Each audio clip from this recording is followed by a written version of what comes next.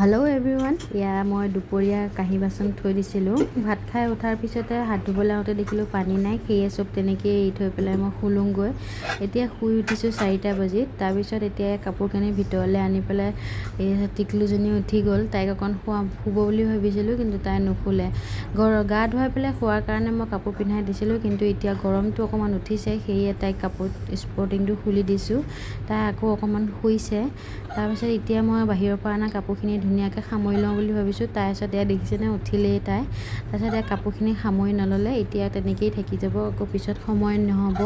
সেয়ে মই ভাবিলোঁ কাপোৰখিনি ধুনীয়াকৈ সামৰি লওঁ। তাৰপিছত আইতাই একদম পাকঘৰত চাহ বনালেই। শুই উঠিয়ে চাহকণ মুখৰ আগত খাবলৈ পালে কিমানটা ভাল লাগে নহয় জানো। আইতাই মানে শুই উঠিয়ে চাহকণ খায় আৰু নিজে বনালে মোলৈও খাবলৈ লৈ আনে।